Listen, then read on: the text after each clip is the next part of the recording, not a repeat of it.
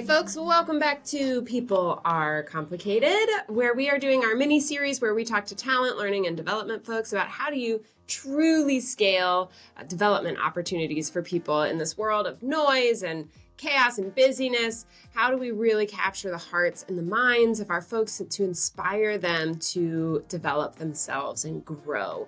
And I'm excited to talk with Kathleen Reddy today. She is coming to us from IBM, and she talks about how development is inherently intrinsic and people have to want it. So how might we personalize what we are offering them so it feels to them like a purposeful investment and not just an added to do? So like I said, Kathleen is coming to us from IBM, where she has worked in their AI Center for Excellence with HR. She's been a professional development coach, and now she is a global operations leader in their HR department. I am excited for you to get to learn from her. All right, Kathleen, thank you so much for joining us today. You know the drill. I just have two quick questions for you. When it comes to developing people at scale, what is your biggest challenge, Kathleen? I probably go with two answers to that. The first one is just related to priorities and large scale strategy. You know, when you think about what makes you money, it's not necessarily how many learning hours somebody got that year, or, you know, how much time they've spent thinking about what they want to be when they grow up. If that manifests itself as managers not wanting to do it, or people not wanting to do it, or executives not wanting to really give it enough attention, then, you know, all the above. It's just not something that people see as a profit driver. And, you know, it's hard to make a convincing argument when we're in a day and age when, you know, we are seeing the economy fluctuate so much and people are nervous and scared and they don't know when the next, you know, big hit is going to be, when our budgets finally balance out and we don't have to stress about this 5% target for the year or something. And that's more specific, I think, to today, 2024. Yeah. But I think the second reason I think it's difficult to scale. Can I ask you a clarifying question on that? Yeah, absolutely. So are you saying, like, I hear in that obviously it's hard to convince, you know, big decisions being made when, you know, it's hard to tie it to that data of how does this drive our 5% increase we're trying to go for this year.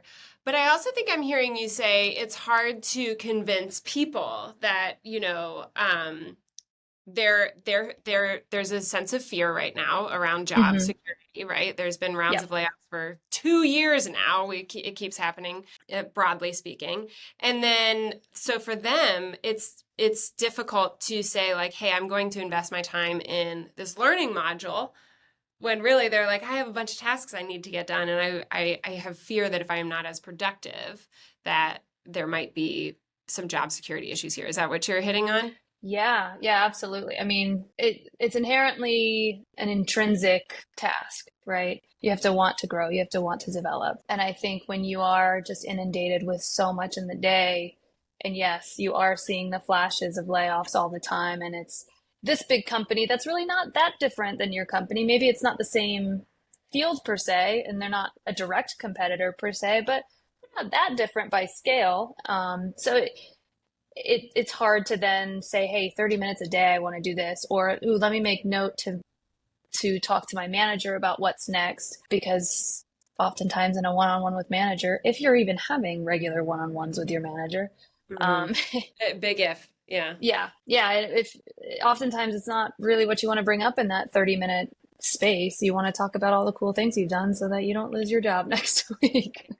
So what I hear you saying is, to learn, you have to be motivated to learn, and fear is a big motivation killer on that front. For sure.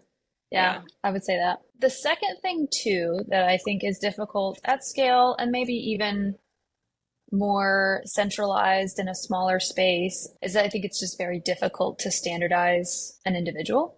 I think it's difficult to put together some sort of learning module or conference or something that really not even speaks towards the different learning styles, but speaks towards the different interests. And I think people also are demotivated by this idea that they are just the same as everybody else. Particularly in a large company, you very quickly can feel, I'm just a number on a spreadsheet, which kind of you are, but also, you know, how can we centralize the experience? How can we individualize the experience? so that it feels like, no, but I want to develop you. I don't want to develop my program manager. I want to develop you. It's just takes more time and attention than managers are willing to give to do that. Or they have, not even just giving, the more time and attention than they have.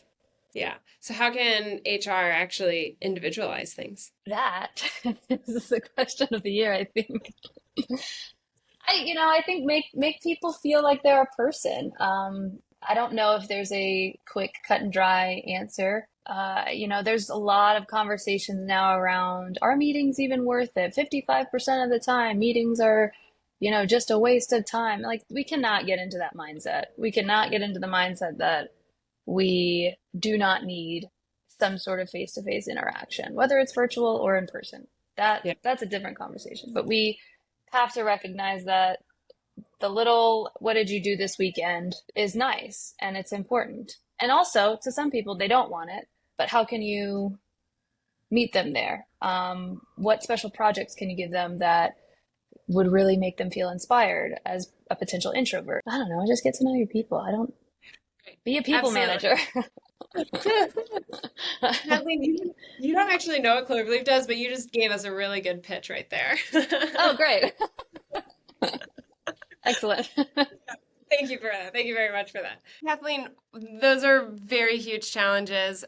What have been successes, or what is a great success you've had that you can share with other folks with developing people at scale? I do think people enjoy the sort of idea of personality tests, whether we can use them or not, or whether we automate them. I do think people like feeling unique and feeling as an individual, and then maybe leveraging that to apply a versatile spectrum of development opportunities. And maybe in that, diversifying your own standard of what development means. Development could be, we just pushed this initiative that I think every quarter or every month, don't quote me, we get 4 hours of paid volunteer time. And that might be development to some people. That might be, hey, a Friday afternoon, I would really love to go serve my community. And that develops me as an individual, and that makes me feel more inspired to come back Monday. Does that develop what you do at your job? What what your title says? No, not necessarily, but it develops you as a person. I think just expanding what development means and perhaps leveraging the data that you get from the personality tests or the coaching or even just the engagement surveys to help kind of build, hey, this is how we're serving our employees. It may not look like an amount of learning hours each year. It may not look like, hey, they built these generative AI skills this year. That means they're the most developed, I guess reframing what development means and reframing what success in development means. Yeah, so what I hear you saying is there's a lot of data out there about people, like their personality assessments, behavioral assessments, what motivates them, what drives them, all of that kind of stuff. But also, you mentioned employee engagement surveys. There's data in many different facets that help us understand people. And there's also ways that we measure development that may not be applicable to some of that other data. So for example, somebody who's really driven by altruism, and then, you've got they did a learning module on Gen AI. That's not exactly how they will say wow, I really feel like I grew a lot this year. And so for them, it might be those volunteer hours, or it might be some way of tying the work that they're doing, at IBM to actually be driving community change or driving, depending on the projects that are available for them to get on. You can actually tailor more of not just what they're learning, but also what they're doing to development opportunities that are more enticing to them, that they are more self-motivated to partake in. Is that an accurate understanding of what you're saying? Yeah, absolutely. Yeah. I think from the top too, this is one of those kind of buzz phrases, but this concept of strength and vulnerability. To some people, if they are navigating mental health and their growth for the year was just getting through or, finding some sort of support and feeling that was a successful movement, that's pretty cool. That's a huge thing to celebrate. And I think feeling that vulnerability to be able to share that with a team at the end of year celebration when we're talking about all the cool things we did this year, that should be at the same priority as, well, look at this, new, I don't know, talent acquisition process that I developed. Yeah, that is amazing. We love that. But like also, this person Yeah. did cool stuff too for themselves and they made it and all the same. So, but I think that starts at the top. I think, being open to saying, hey, I had this thing happen and I hope that you don't judge me for it because it is still stigmatized. That's pretty cool. Yeah. So bringing some, like if you think of the structure of like an individual development plan or a personal development plan, like how might some of that be also personal, like not just, I'm going to accomplish this task or I'm going to grow this new skill, but how do we create not just the structure, but that's really more of a cultural question. How might we create the cultures where people can say to this year, I really needed to grow in developing friendships because it's really lonely outside of work, Yeah. That's Yeah. what a powerful world we would live in if we could say that at work, right? Yeah. Well, I mean, I think COVID and then the, last couple years have unfortunately brought us to the very objective mentality around hiring of, just one person fills this one role that we need. But I think it is so easy to forget, you hire somebody and, we talk about a compensation rewards package, a total rewards, assuming that that includes health insurance and it includes potential EAP or it includes, all these other things that's not just objectified by an annual salary. And I think when you hire a person, you hire their dog that gets sick, you hire their kid that's late to school that day, you hire their car breaking down on the way to work. You hire all these parts of them that, of course, like, yeah, that can be frustrating to a day. Sometimes that can inhibit productivity sometimes, but that's who you hired and that's who you signed on to accept.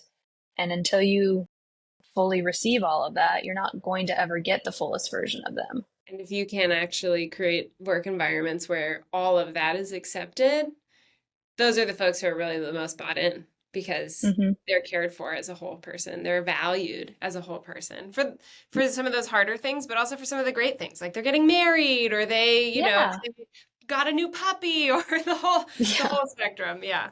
Well, Kathleen, thank you so very much for sharing. You're clearly a deep thinker on the work that you do. So I appreciate you sharing some of those thoughts quickly here today. And I hope that they are able to help other folks in your industry.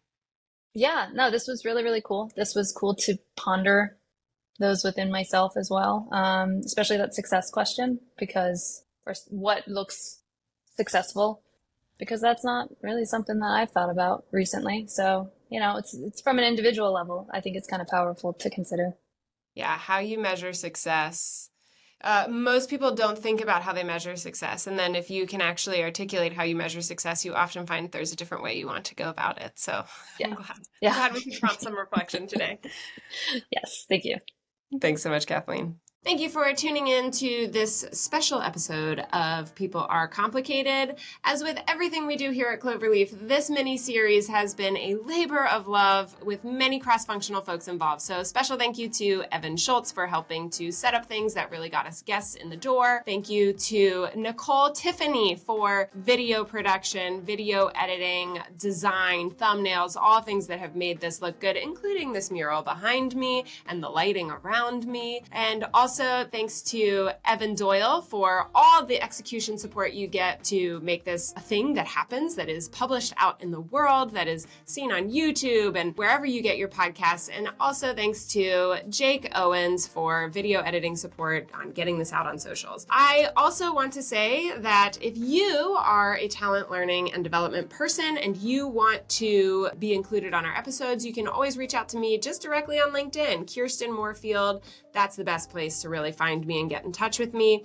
Just DM me there, send a connection request. If you are also interested in what the heck is Cloverleaf and what do we do, let me tell you. This episode is brought to you by the company that I run in my day job, Cloverleaf.me. I am the Chief Strategy Officer and co-founder of Cloverleaf, where we have invented what we call automated coaching. We take the common behavioral assessments and strengths assessments like Clifton Strengths, DISC, Enneagram, 16 types, what you've already invested so much into, and we turn it into just-in-time coaching nuggets that are pushed to people in the tools they work in every day. So Slack, email, Microsoft Teams, calendar, and we coach people on how do you do your best work today? What are some blind spots you might have? What are just nuggets that you need to know to be successful? But of course, nobody works on an island. We work through each other, with each other. So the most important aspect is this communal collective development that we have created where you are getting coaching on the people around you.